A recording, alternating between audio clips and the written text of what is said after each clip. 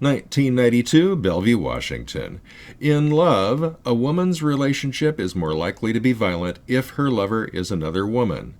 In Men and Marriage, George Gilter asserted that the older a single woman is, the more likely she is to remain single.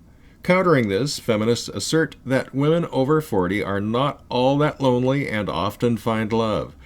What they don't mention is that increasingly it's lesbian love. Quote, 16% of women over 40 have love relationships only with other women, and 61% of women over 40 now living with another woman as lovers were previously married. Close quote. Cher Hite, Women and Love. The ultimate rejection is disinterest. Soon after age 40, the vast majority of women lose their sexual appeal to men. Their reign of sexual aristocracy over, they begin to find out what it's like to be sexually invisible. And there's little left for them in this respect than to seek solace in the arms of their own sex, or with cats. This tends to support Gilder's contention that women over 40 find it more difficult to find heterosexual love. This difficulty is compounded by how women ruin their relationships.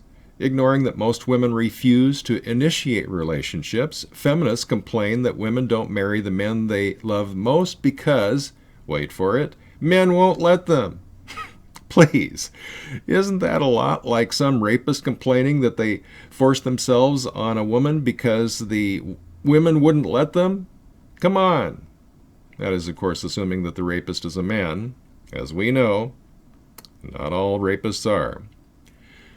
Regardless, even lesbians don't marry the women they love most passionately, according to Cher Hite, who observed that lesbians employ all the same distancing and emotional withholding techniques that feminists complain men use.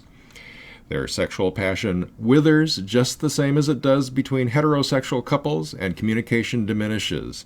In fact, the pattern of alienation is identical whether the relationship is heterosexual or lesbian. Hite recognized this, but attempted to sidestep the issue by suggesting the underlying culture is too different to draw a parallel.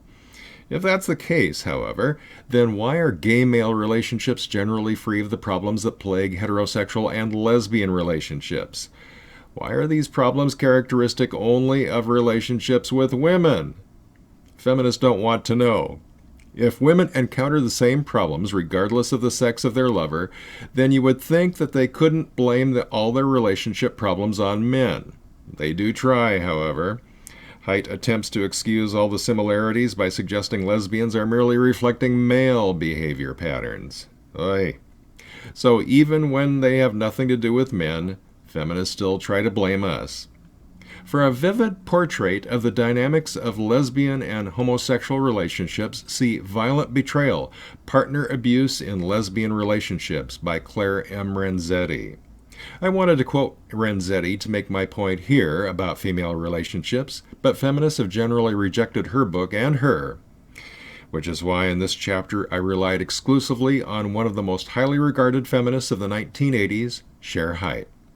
That's all for now. Check out the other videos, subscribe to the channel. For the Backlash at Backlash.com, my name is Rod Van Mecklin.